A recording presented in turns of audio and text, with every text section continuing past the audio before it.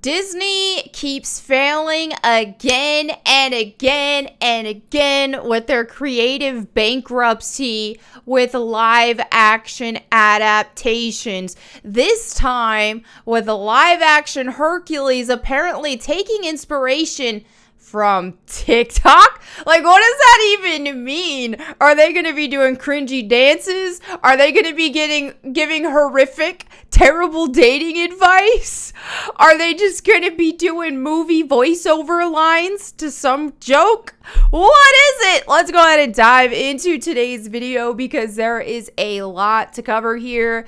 So here we have it. Disney's live-action Hercules will be more experimental and inspired by TikTok, says producer Joe Russo. Okay. Let's go and dive into the article here. In this week's cover story for Variety, filmmakers Joe and Anthony Russo are clear that their dedication to their own independent studio, AGBO, means I'm just thinking body odor. Means the directors of Avengers Endgame don't expect to make another movie with Marvel Studios anytime soon. We won't be ready to do anything with Marvel until the end of the decade, Joe Russo says.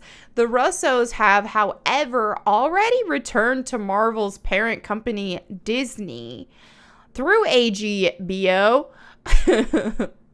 Well, I'm trying to think of a funny thing with this and I can't. All ghastly body odor.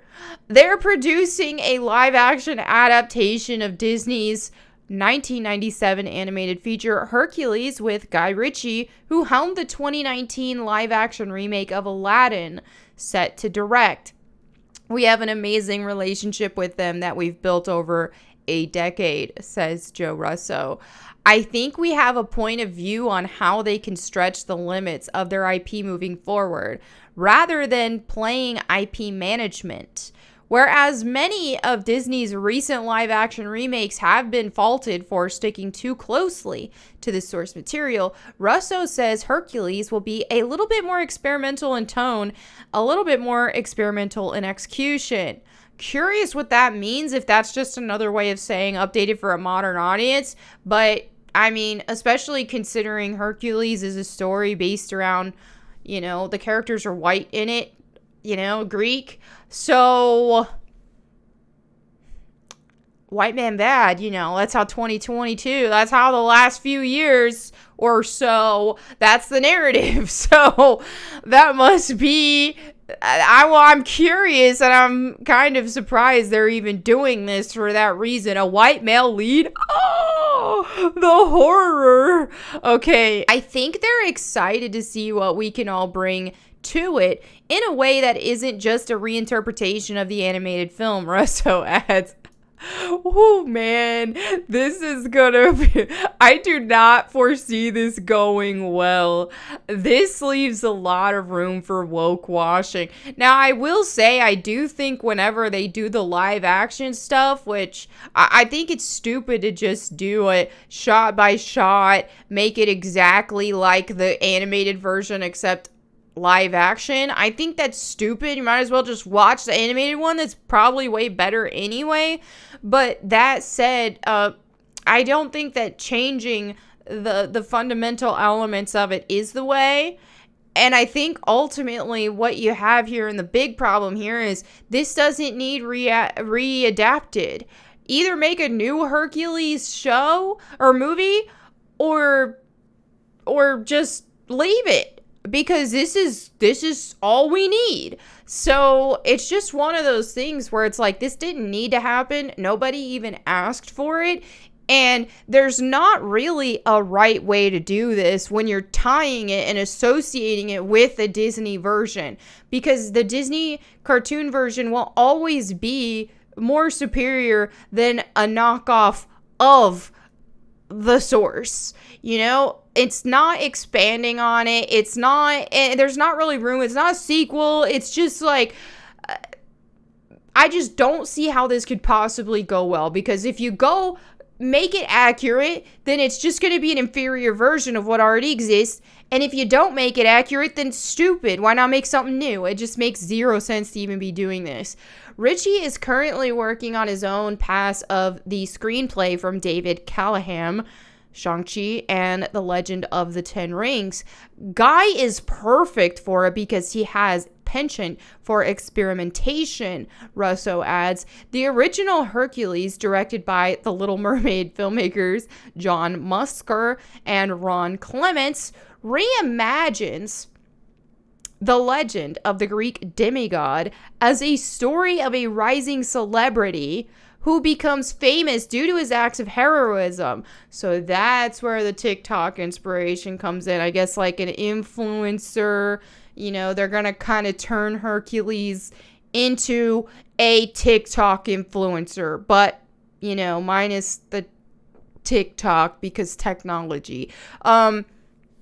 That is cringe. All right. As was the case for all of Disney's animated films in the 1990s, it's also a musical, largely sung by a quintet of black women serving as a Greek chorus. Okay. Russo says the live-action Hercules will also be a musical and share the original's unconventional approach. There are questions about how you translate it as a musical, Russo says. Audiences today have been trained by TikTok, right? What is their expectation of what that musical looks like and feels like?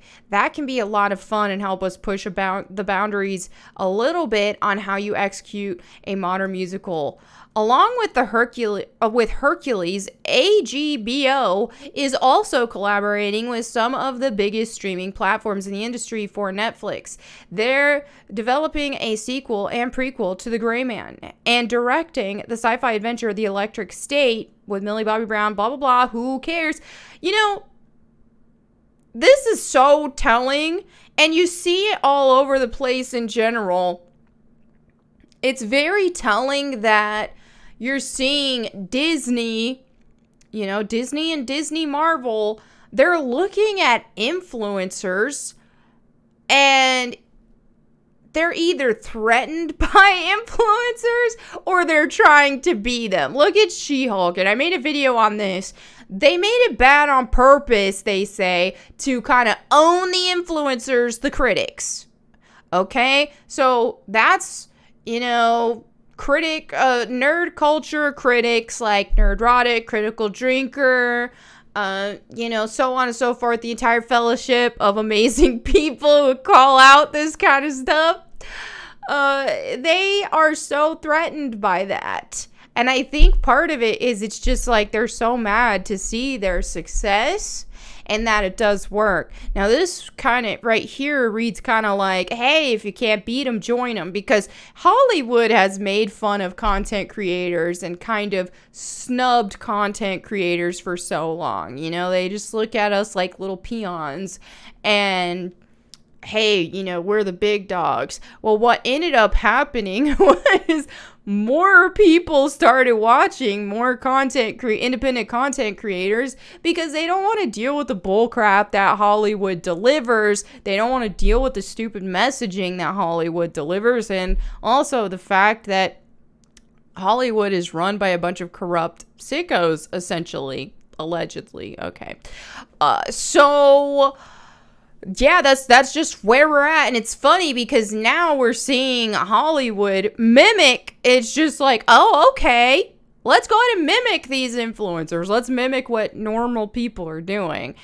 And that's exactly what's going on with celebrities as well. You even see a lot of celebrities are hopping on TikTok or other platforms and they're trying their best to be relatable, and they're looking at influencers and trying to emulate them.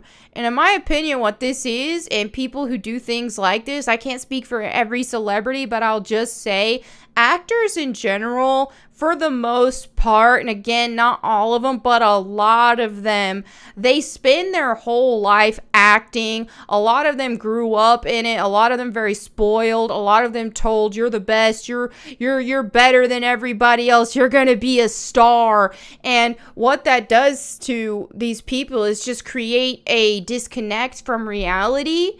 And so they don't react and they don't act like normal people do, because they've got just such an inflated ego, and their parents are literally creating narcissists and so on and so forth out of these actors. And because of that, they're looking at things like TikTok and they're like, ooh, this is how a real human being acts. Let me emulate that, because they're not really all that human in the grand scheme of things on their own. And that's why you'll see them making these little vlogs or and such, or these little TikToks in their car that, you know, do they even drive themselves? Who knows? Or, you know, trying to act like they eat McDonald's or something like that, when you know that's just not the case on the day-to-day. So they want so bad to experience that, but they don't know what it's like, and there's such a huge disconnect because the industry is just awful. So yeah, I'm going on a tangent here, but ultimately this sounds absolutely stupid, but almost everything Disney's been making lately has been, you know, and clearly they're starting to take a look at what social media has done with the rise of normal, regular people, because normal, regular people becoming, you know, these internet celebrities of sorts, and garnering a lot of viewers, a lot of followers, and in some cases more than what a lot of these like TV shows and stuff can pull, like She-Hulk, for example. So they're looking at that and they're like, wait a minute, how can I emulate that?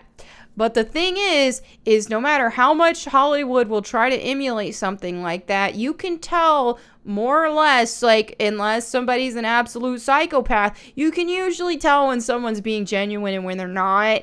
So you can't fake authenticity. You can try, but you just can't. So anyway, that's it for today's video. Let me know what you think in the comments below. Thank you all so much for hanging out with me today. I'll catch you next time. And in the meantime, go boom.